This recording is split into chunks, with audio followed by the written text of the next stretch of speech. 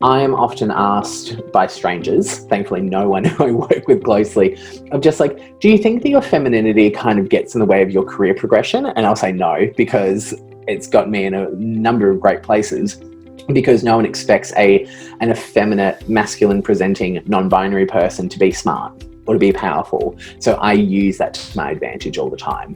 I'm constantly underestimated. So it's why I'm really great in politics and government relations, because people don't expect me to know what I'm talking about. But I had to work really hard to be overly good at something. Yeah. Because that transphobia is there. Hi, I'm Renata Bernardi, and this is the Job Hunting Podcast, where I interview experts and professionals and discuss issues that are important for job hunters and those who are working to advance their careers. So make sure that you subscribe and follow, and let's dive right in.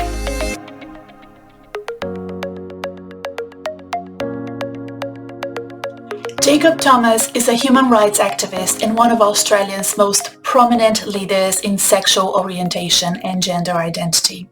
I invited Jacob to be a guest on the podcast so that they could help me unpack some of the many questions that I have about how employers, recruiters, and coaches can better support trans, gender diverse, and non-binary professionals. And Jacob did not disappoint.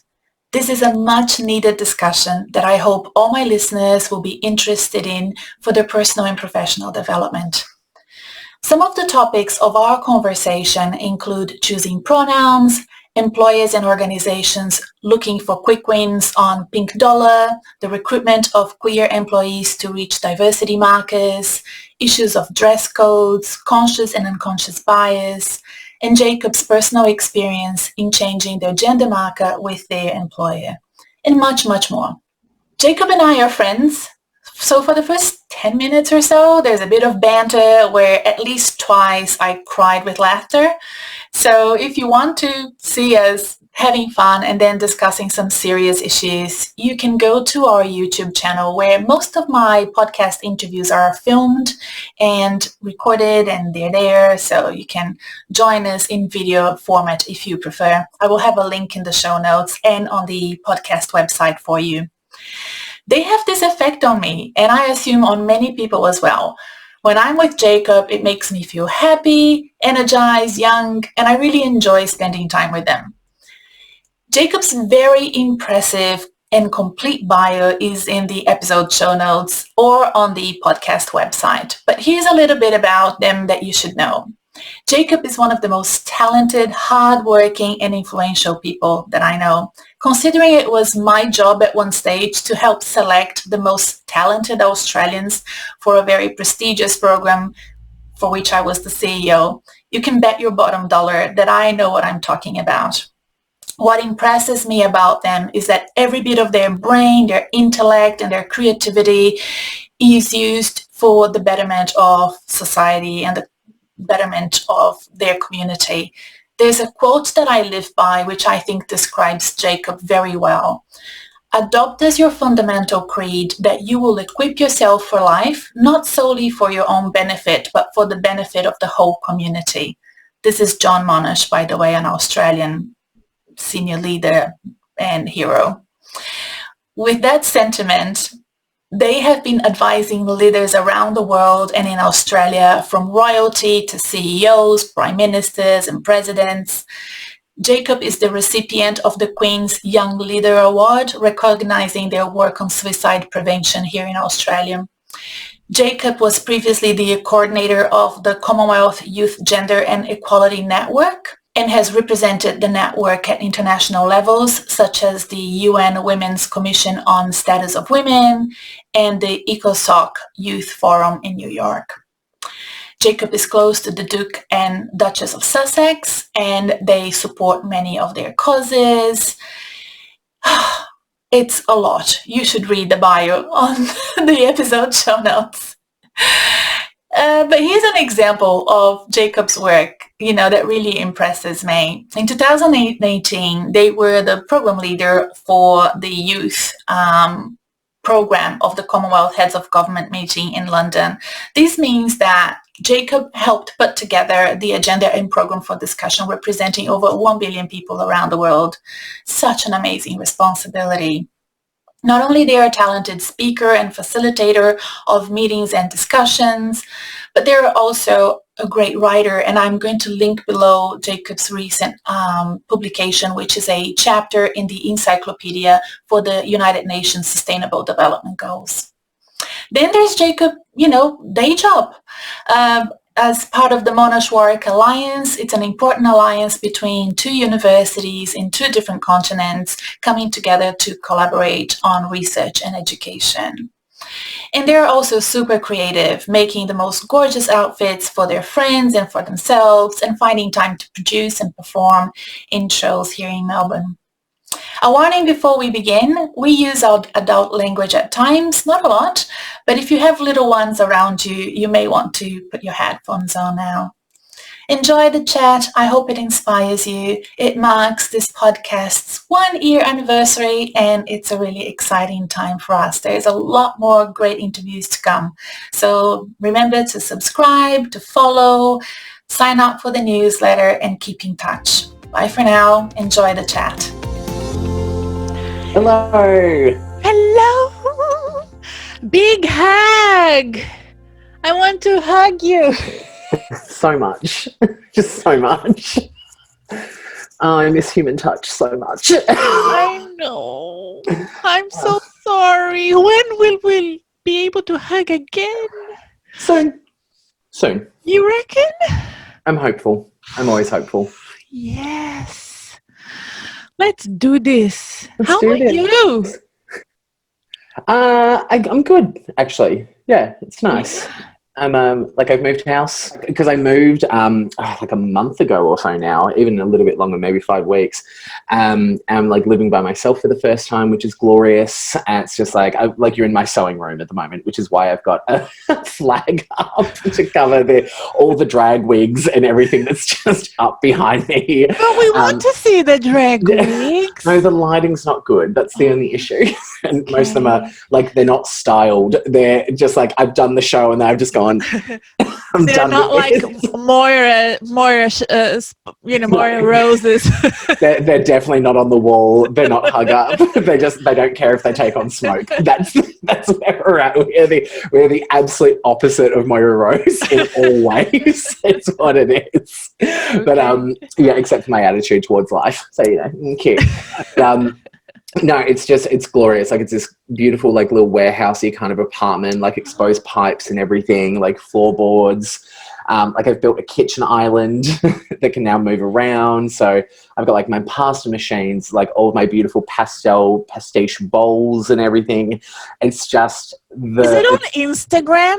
Should I be stalking you on Instagram to see? I'm surprised you don't stalk me more on Instagram. No, How dare you? And if you'd like to stalk me on Instagram, Jacob James Thomas. Great, recorded. I shall add the handle so we can see your kitchen island. But I mean, it's mostly just in the stories. So that's it. So you have to like get through all the political crap, and then maybe you'll see some cute decor. And that'd be about it. How are you though? How are things? I'm okay. I'm in my pink office, as you can see. Which we love. We are both, I suppose, one of the lucky ones. We have jobs.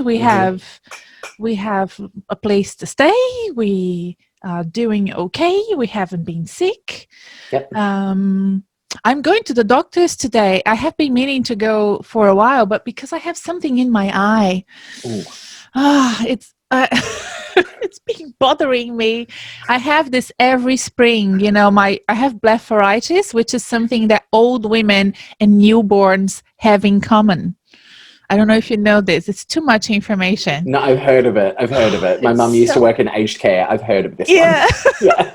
I am at that age. Yeah. That wasn't the implication, but if you choose to take that on and personalize it, you're welcome to do so, Renata. You do you. It's so sad. Oh, gosh. But it's bothering me too much. Usually I can manage it, but now it's just like I have sand in my left eye. And I'm like, I need to see someone. Yeah. But other than that, I'm so good here. I'm near the beach, so I can at least walk and see ocean and water. But I'm starting. No, it's been a while now. I miss people that I even don't like. That's how. I miss drama. Like, that's kind of what I'm missing. I miss people. I miss drama. I miss interaction, and they are parts of my brain. I had a podcast episode conversation with a lady who I met at Monash, by the way.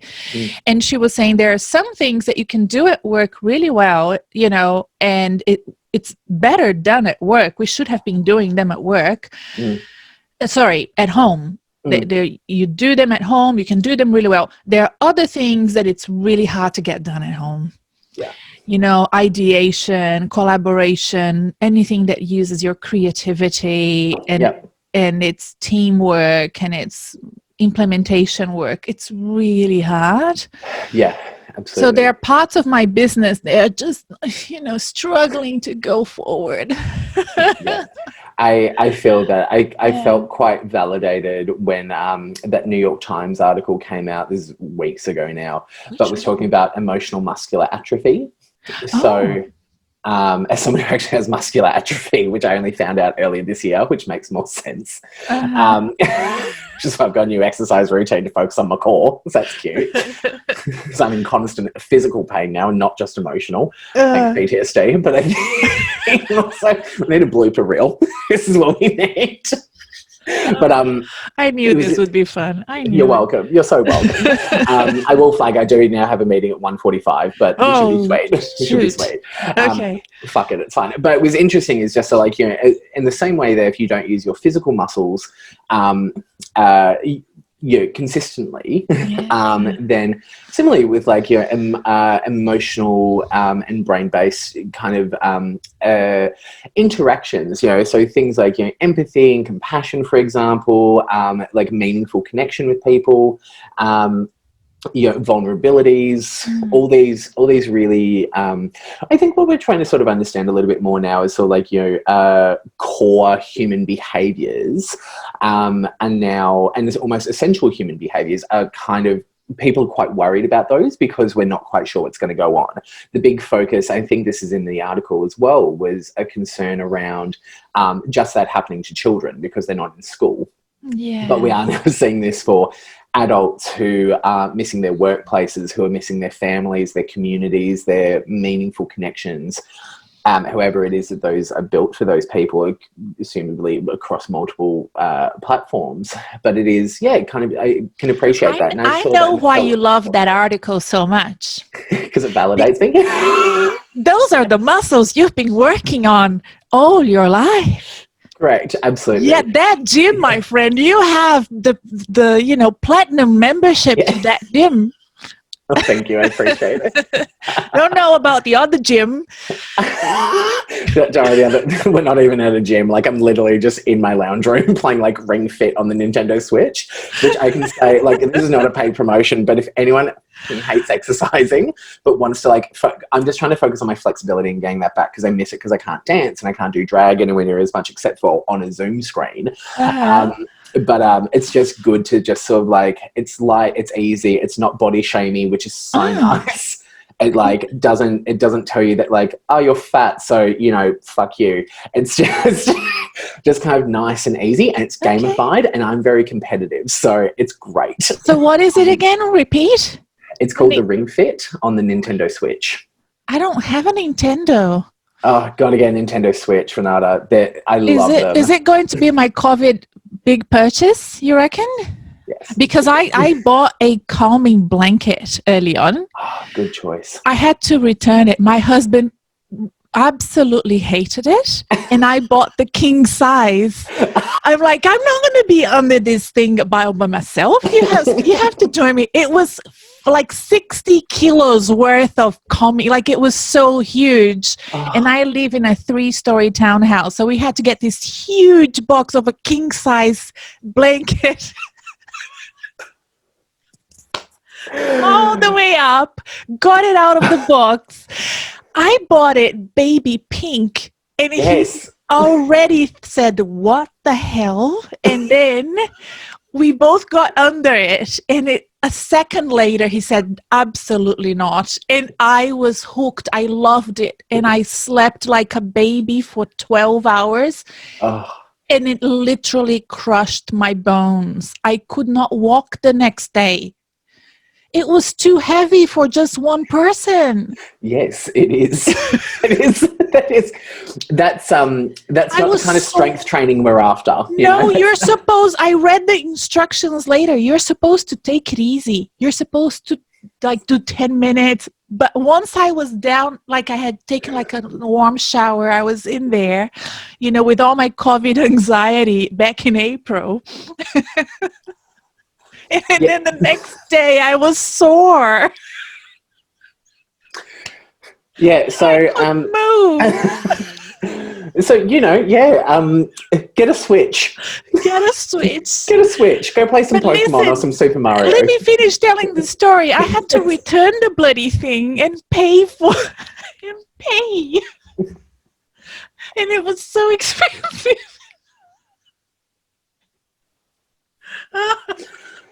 Anyway.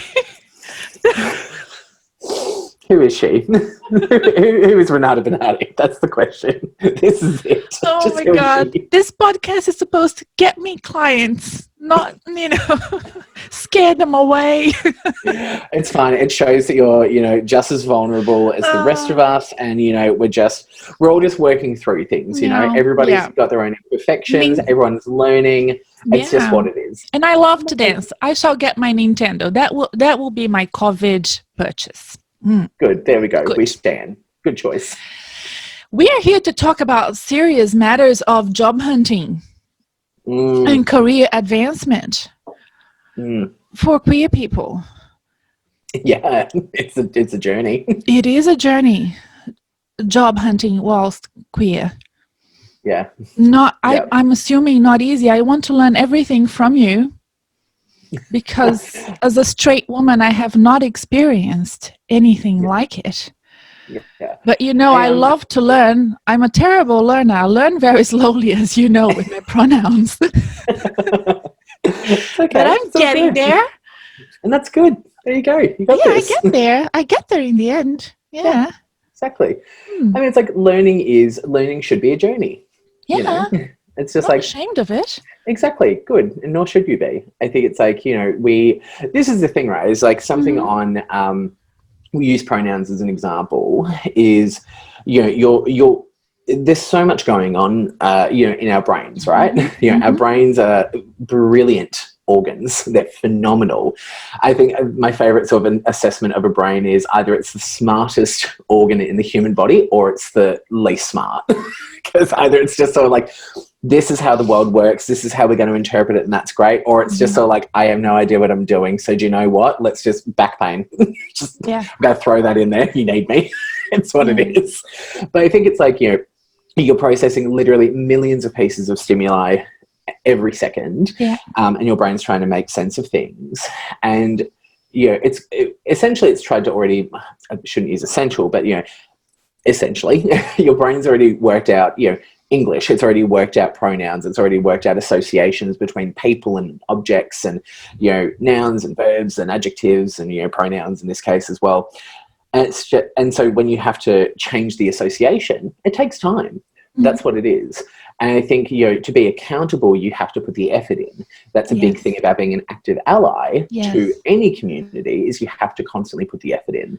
And I also think you need to listen to it a lot. And what I love about what's happening these days is that you can watch TV shows where people are talking with the right pronouns.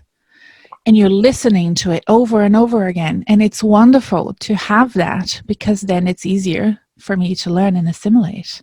Absolutely. Absolutely so. Because that means it's not just on you. It's nice. It's like I take it as, like I learned French at the start of my university journey. And I decided to take it up literally like a week and a half ago again and sort of reinstill it. And I was just like, I'm kind of struggling with this. I'm using Duolingo. But then I was like, why did it work so well the first time? And I was like, oh, because I was watching a lot of French movies. I was watching a lot of French cinema. I was understanding, the casualized approach to language, not just, c'est Yes. formal and everything as well. So it was better. And so I'm just like, I'm going to watch Amelie this weekend because it's easy. Oh, It's a gorgeous lovely. film. Yes. I'm just like, I can actually watch it and appreciate it again. And so Oh, I'm going to send you a bunch of stuff to see. Like the Gerard Depardieu early movies are so wonderful. Oh, And do great. you like Le Bureau? I do, yeah. Oh, how wonderful is Le Bureau? Le And Bureau there's is a great. funny one that I love. I don't know that I can pronounce it properly because my French isn't good. It's 10%, 10%. They are a bunch of 10%. 10%. They are a bunch of agents for very famous actors and singers and creatives in Paris, and they get 10%. So they're agents. And you have all these cameos of real superstars that come into the show. Yeah, it's awesome. I think it's on Netflix. I watched it on SBS, of course, but pretty sure it was on SBS. And now it's on Netflix. You can see it on Netflix. Okay, great. There we go. I'll probably watch it on SBS. It's But that's awesome. phenomenal. That's great. Thank you. Appreciate the recommendation. You're welcome. See, we're all learning. Yes. So coming back, if we're going to go roundabout, coming back to pronouns are important. As you know, I've had a transgender client, a client going through transition. Mm-hmm.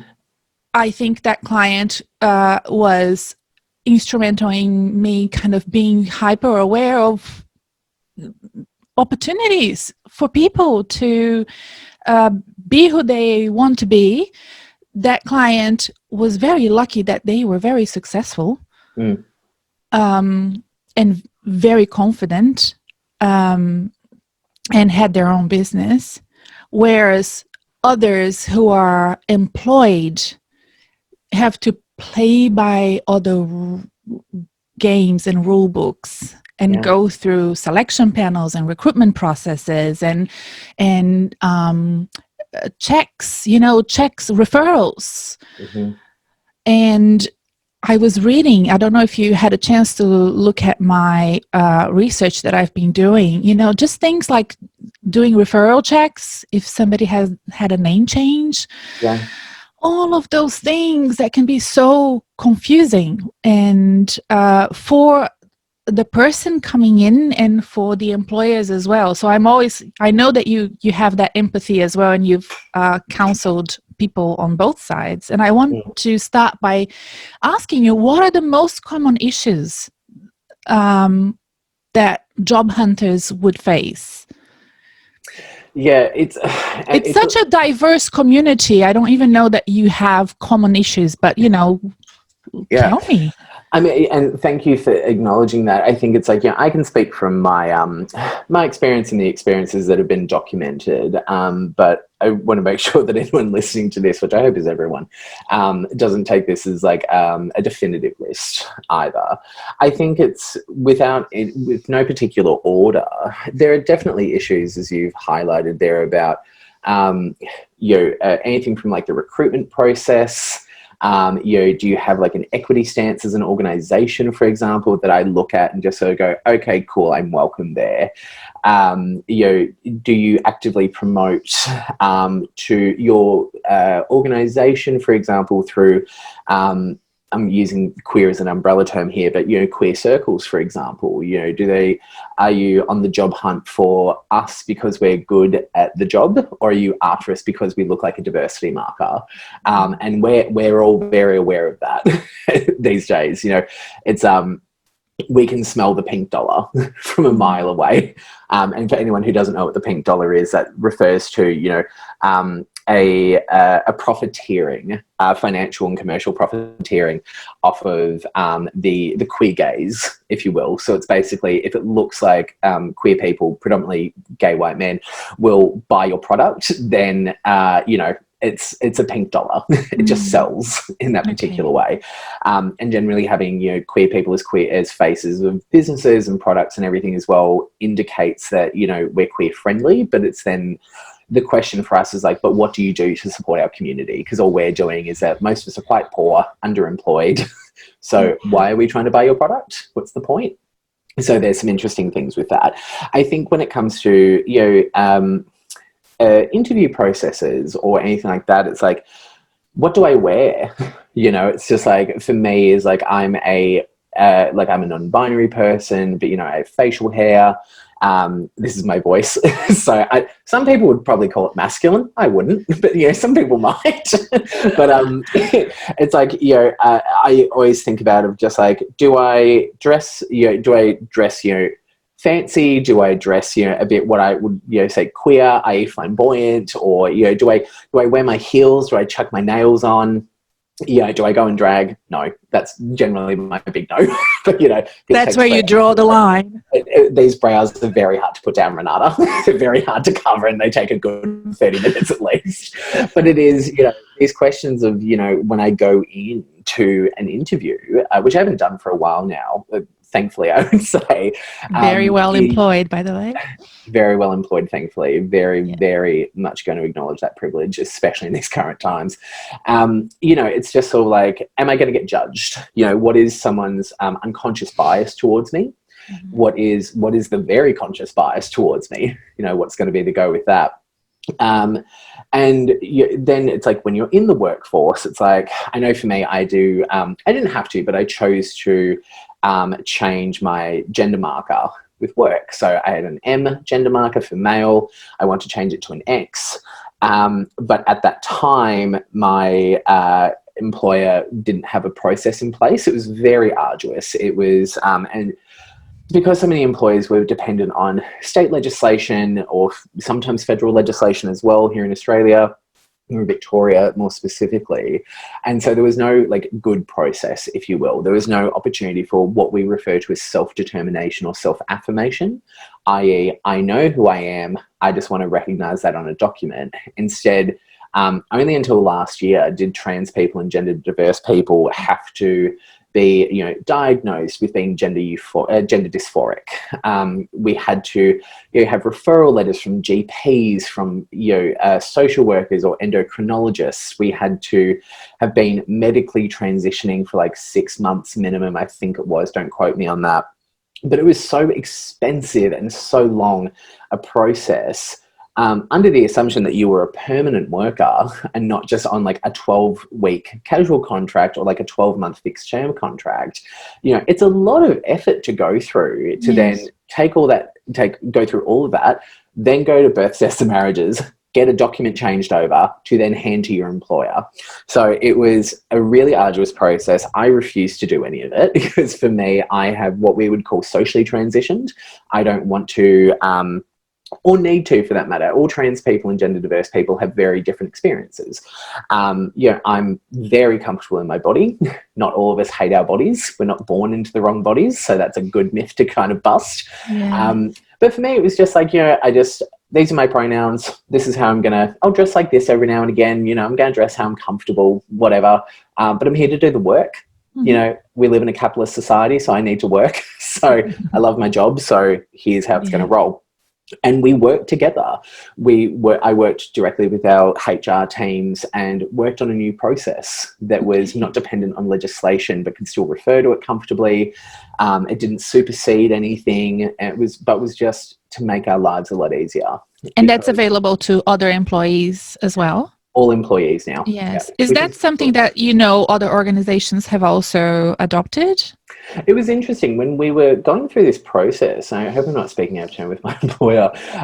It was such an unknown space for so many of us. Yes. And I know for myself, I've learned through my many, I think nearly over a decade now of years of advocacy, is that, you know, I needed to make sure that I was bringing the institution on side with this, you know, because as painful as it can be, sometimes you do win more flies with honey than you do with vinegar.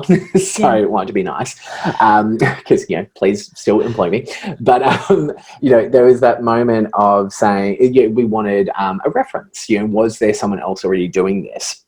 And it was quite hard to find comparable documents or comparable processes that were specific to a comparable institution, an industry that was within the state, let alone within the country, that we could refer to and build off of and maybe improve for ourselves, contextualize it.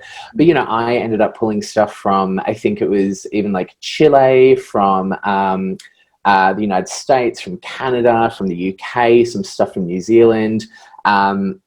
And I think I'm fairly sure there was a Pacifica country that I pulled from as well. And just went, look, here's how other people are doing this within their own, legislation, within their own allowances. This is what they've done.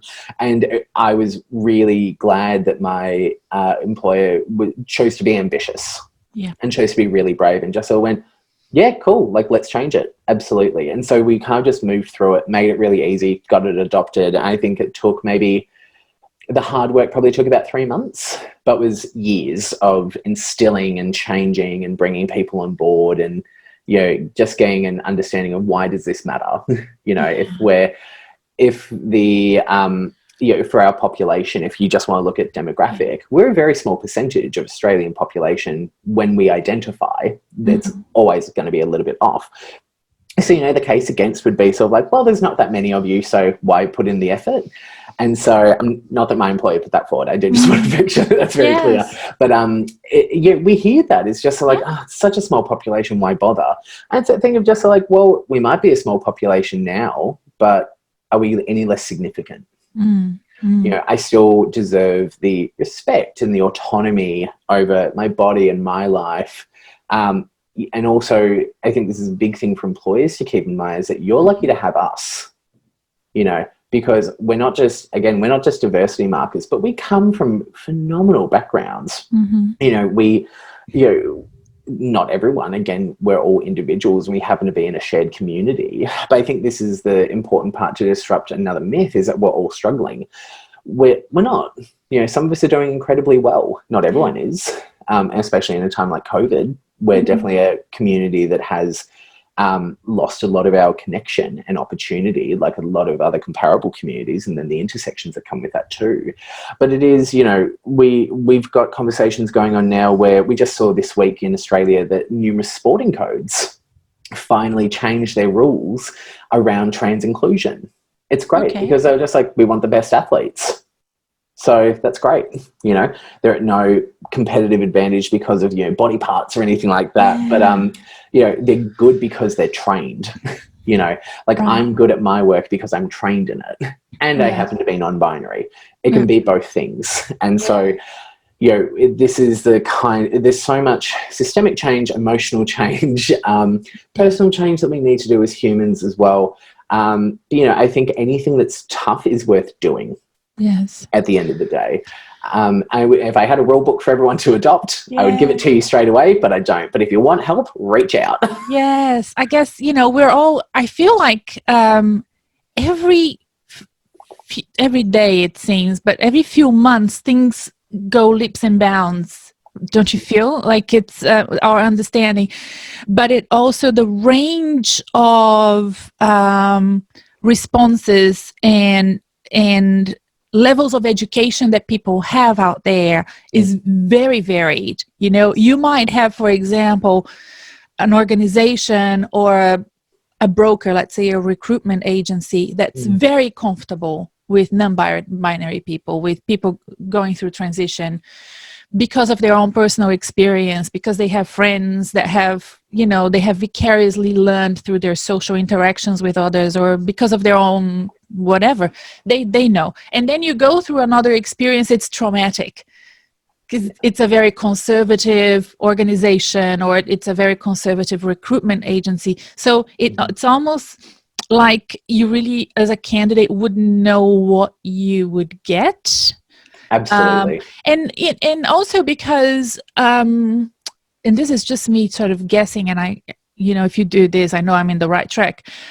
When I was doing my research to help my client, back then, that was last year, I did a lot of research with the US stuff, because in Australia there was none.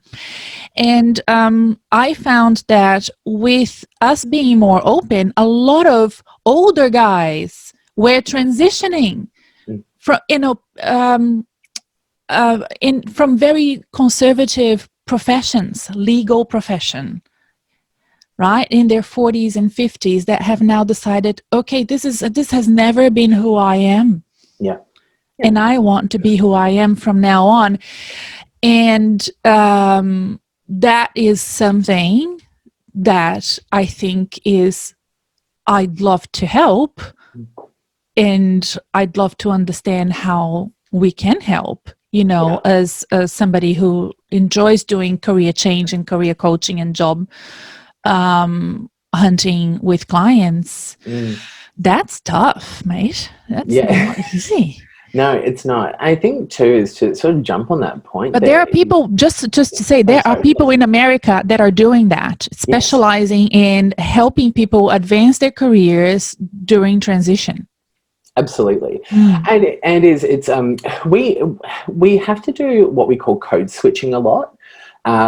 As queer people, more broadly, and that can be anything from gay and bisexual men, for example, who are cisgender, who might be campy or a bit effeminate. They have to quote unquote mask up at work, because there was a couple of studies that came out from the UK, I think a few years ago now, that showed indicatively that effeminate men and more masculine butch queer women don't get promoted, because they're not seen as leaders. They're not seen as traditional leaders, because they don't have that, they're too this or they're not enough of that. And so, it's kind of, I don't want to just single out, the T and the NB within the acronym, but it is a tough thing. I know that I have felt the pressure for a number of years, and, I've been in, UN spaces, Commonwealth spaces. I've worked with a bunch of presidents and prime ministers all over the world. You've met the Queen. I've received a Human Rights Award from Her Majesty the Queen. That's exactly it. Good friends with Harry and Meghan. I like to say, I don't think we're that close of friends, but I like to say there's a photo of you and Meghan on your LinkedIn profile. I've seen that photo before, and she's looking at you with such love. Yes, yeah, we're very much on the same track with gender equality and the likes as well. So she's a good egg. I was really lucky just a quick sidebar, really lucky in 2018 to work with a bunch of other young people who we met with Harry and Meghan at the Commonwealth Youth Forum, which I was the programs officer for. On the International Task Force, and we were able to get them to confirm their support for LGBTIQ people. I will say just LGBT is the Commonwealth terminology, which is a bit different to what we would use here in Australia typically. Context is everything with language, always. But, it's we got them to confirm that they supported it, and it went everywhere. So now if you Google Jacob Thomas and Prince Harry, the Harper's Bazaar article comes up, the People magazine article comes up. The Associated Press looked after us. It was unheard of. It was unprecedented. And still, day to day, it's still a really big struggle. I know that I still try and because this is the thing, is I think for me, because I work with gender so much in my academic work and my professional work, and so many people don't think gender is a thing necessarily, or it's an issue that we need to work around. I don't think gender's bad. I don't think anyone should be saying anyway that gender's bad. Let's get rid of gender. But I think what we're trying to understand is the associations that socialize us into these quite policed expectations sometimes. It's just I have no issue with masculinity. I think masculinity is kind of attractive sometimes, but then I think also it can be a little bit terrifying.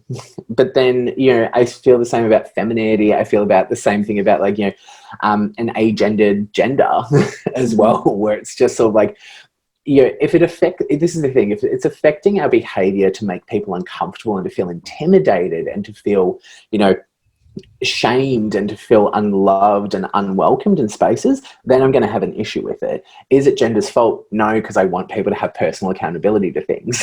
But is there something that sits around us that kind of informs what is considered, correct. And I say that in quotations, to be a correct approach.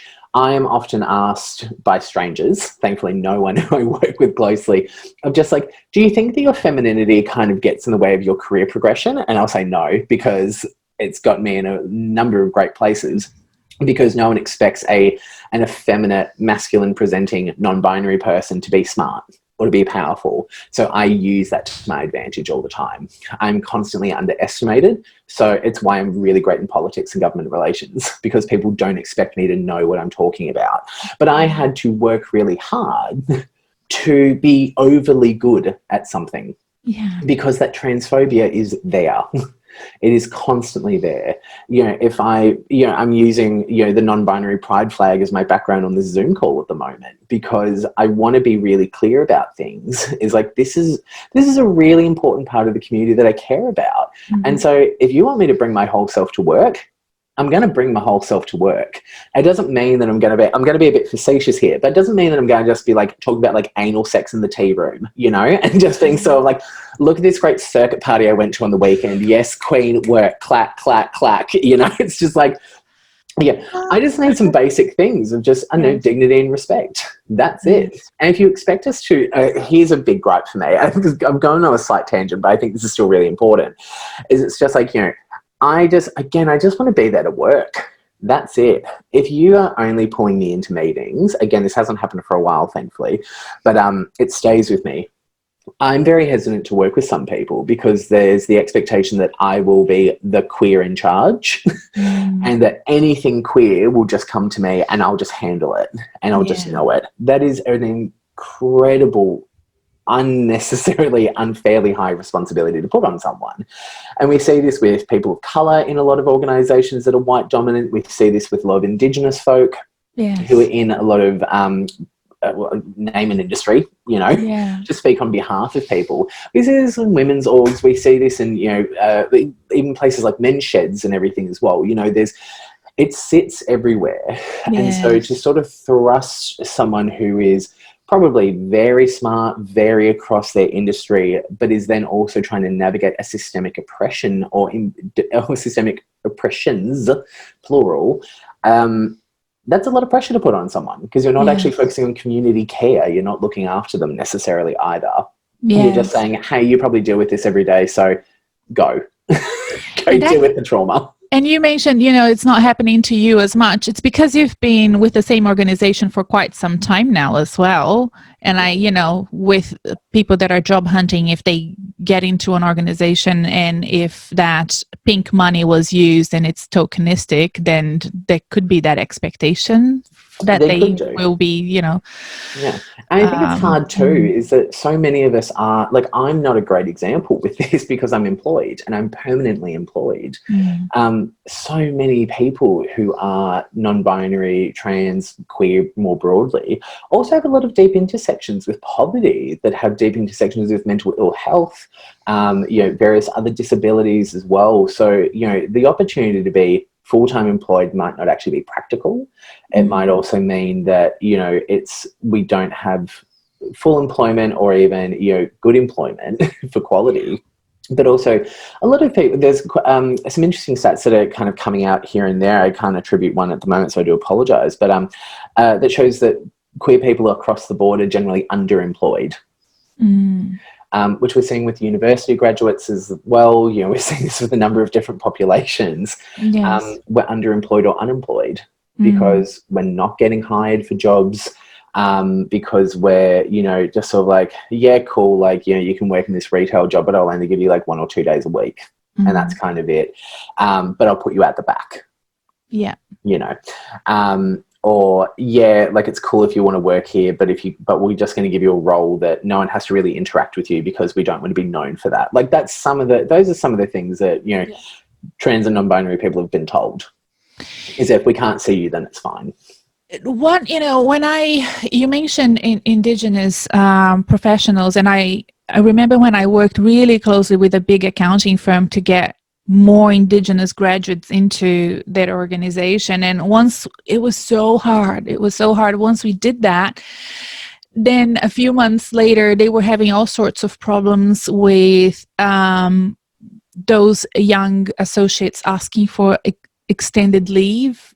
If somebody, let's say, passed away in their community, they needed to go away for a long period of time. Yeah. And it's almost like they just expected people to just fit in. And it's just not possible for them. There are expectations that they need to meet as member of their community, that they need to be at the funeral for, I think, weeks, I think it was. And so we had to do extra work. I wasn't there to help them through that, but they had to do extra work with HR to then do some workarounds to see how they were going to do that. And it can be done, you know, where you worked, and I used to work there as well. You can reshuffle your leave. I've done that many times when I was at Monash, where I would buy out extra time so I could have more time with my kids, things like that. But it was just something that they had to do. I'm thinking of this for reasons of health, you know, and need to take time off either for surgery or for adoption or for surrogacy or whatever, and that not really being built into EBAs or insurances or anything. Yeah, no, you're bang on. We're seeing, I think it goes back to an earlier point, is that we are seeing some leaps and bounds, right? Didn't you go to Canberra to talk about this with some folks? Probably. Yeah, I remember you mentioned that. I know. I do a lot of things. I talk trans all the time. You know, it's just what I do. Yeah. I'm just multilingual. You know, it's great. I've got Yeah. English, French, and trans. That's what it is. But I think you know, we do have some issues with this. Absolutely, around, you know, I guess workplace attitudes and workplace cultures. I think we have forgotten that workplaces are systems that are human made, and so they can be readapted. You know, when I'm working with workplaces, or if I'm mentoring, which I do quite a bit at the moment, and have done for years, is that I always try and say to, you know, whether it's my clients or my colleagues or friends or strangers on the street, is, you know, you can adapt the system. That's perfectly fine. You know, and you've got to sort of think about, you know, how you're trying to frame that. Because when we put things in of just like, oh, we want to be inclusive, it's just like, well, you know, why do you want to be inclusive? Because you could just make that your standard. That could just be it. Because everyone needs healthcare access, for example. And for a person who might be affirming their gender, for example, through medical or surgical processes, yeah, cool. Like the recovery times differ depending on who you are as a person. But, you know, people get sick. People can get sick for a long period of time, and they deserve to have that security from their workplace to know that they can return. We see issues with people who are pregnant, who, you know, come back and they don't have a job, or their job's been reduced. Oh, you know? yes. Yeah. So I think there's, you know, ways in which it's not just about making your workplace inclusive for my community, but if you can make that transition, no pun intended, to being more flexible and adaptable as a workplace, then do so. It should be a thing that's there. I think we're scared sometimes that, you know, if something is accessible and open and available, where your employees don't have to think, you know, oh, can I afford to do this? Can I not afford to do this? Is my job secure? Is it not? Which is a thing we're all experiencing all the time, COVID or not. You know, just where we're trying to, you know, we're worried about these things. Where's the commitment, I guess, from our workplace and from our employer? And, you know, I know for myself is that, you know, I'm mentally ill as well. And so, you know, I'm very open about this. It's just like, you know, if I have a breakdown, I have to take leave because I'm in recovery. It's only happened a few times in my life, thankfully, but, you know, hopefully it doesn't happen anytime again soon. But, you know, it's like there are sometimes, you know, I have to take a month off work, I think was the longest one, because I was so unwell. And it was just so wild to sort of process it, because they said yes and that was totally fine. I had a lot of leave banked up. That was totally cool. But it was so interesting to then extend that to people who have invisible disabilities, who might be in chronic pain, for example, or who have chronic fatigue, or who have a myriad of other, disabilities that we're not focusing on. And it's just like, well, the workplace isn't flexible for them. I appreciate that I'm trusted. I appreciate that we're getting mental health a little bit more understood, but the standard, as far as I'm concerned, should be that people get sick, people need healthcare access. They deserve to be able to do that and not have to worry about their job at the same time. I should be comfortably assured that I'll come back and be okay in that point. Jacob, for organizations that are like, a large percentage of Australians, businesses, small, medium-sized organizations that want to do the right thing, but they don't know how. They don't have the tools. They don't have the knowledge. They don't, they just need a little bit of help. Is there support for those employers that want to hire, queer professionals, that want to support their staff? Is there a place that they can go? I would say so, yeah. I don't think we've got, we've definitely got some specialist, small organisations that can do that. We've got some larger peak body organisations here in Victoria. There are others throughout different parts of Australia who can help with that. You might get charged a consultancy fee. I'm not entirely sure. I don't know what the the allowance actually is. But absolutely, we have advocacy organisations who deeply care about this. I know Transgender Victoria are a brilliant organisation. I strongly recommend them. And they're adaptive. They're brilliant. Like, they're the peak body for trans representation here in Victoria. I can't talk more highly of them. So if they can't assist, then, because they're busy, like all of us in advocacy, then they might be able to refer someone else, I'm just sort of pointing out TGV in this case, just because, for the just to give this podcast some longevity as well, is that they're probably the ones they've been around, I think 2 decades now. They've been around for a long time. And other states would have similar organizations. Yeah, I know New South Wales has ACON, for example, who predominantly focus on health, but are doing a lot of other intersecting work across quite a few different industries. So, yes, these are peak bodies. They might not be the best fit for you, but for anyone who is an SME or a small, medium business, I would say it's just shop around. Shop around as you would for, a consultant for anything else, that's okay. It's okay. I don't think, we're not all one size fits all, and that's okay. But what I will say is just a word of advice is also be really smart about things.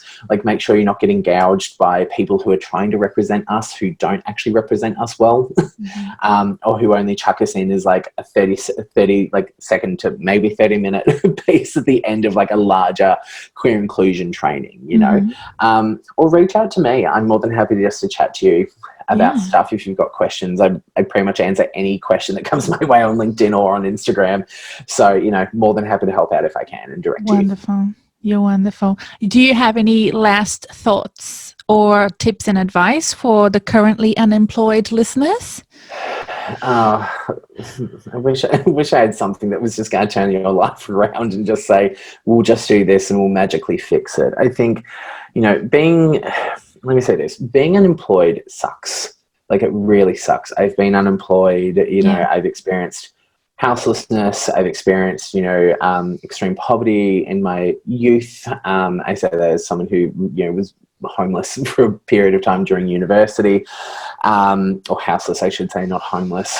But, this is the hard thing, is that we're so dependent on work to feel validated. And we're so dependent on, having income to survive. And I just want to let you know that it's not your fault if you're not getting employed. First and foremost, it's not your fault. We're in a recession. We're in a really, really tough time at the moment. And as I don't think this is calming for anyone necessarily, but I want you to make sure that you're giving yourself the perspective that you deserve, that it's not just you. It's not a reflection on who you are as a person, your qualities and your talents. We're in a really, really difficult time. Yes, things are changing for those of us within our communities as well, and things are slowly building forward and slowly building forward. But, you know, again, it doesn't, the bars are low. The bars are so incredibly low so often. So I want anyone who's trying to be an active ally for our community at the moment, not to assume it's done either. Like, if you can recognize, if you can make the commitment, I guess, after listening to this podcast for your business or for working with your employers even and advocating from within, to be able to say, hey, we actually probably need to like work this out, like maybe post-COVID, once we're, you know, kind of in recovery and everything as well, to be able to say, we actually need to strategize and work on a priority system. Do that. Like, work with our peak bodies, work with our partners and our community representatives to build active strategies. We don't know if we can always trust you, and we don't know if it's actually worth our time, or if we're going to be supported, if we're going to be able to, you know, take that extended leave if we need it, if we're going to be safe within your organization either. So do the work for us, so it's not just us, you know, wasting our time and, you know, hoping that it's not just transphobia this time, that we just weren't lucky enough to get in. So, you know, there's two really distinct parts. For the unemployed, it's not just you. I want you to keep persisting if you've got the energy. And for those of you in industry, I really want you to change that system for us, because we're tired and we deserve to, you know, come and make your workplace as phenomenal as it can be. So keep us in mind. Wonderful. Thank you so much, my friend. So welcome. Great having you on the podcast. Always a pleasure. There we go. Was that it? Because that was like, that felt very quick. That was it. That's it. Unless you want to keep on going, we can. I mean, you've got me for another little bit if you want. Like, it's totally fine. Yeah, probably could do. I hope you found this episode useful and that it helps your job hunting and career plans. Don't forget to subscribe and follow me on social media and on your favorite podcast app. And please join the Reset Your Career community so I can send you free tools and resources to make your career advancement more successful. See you next time!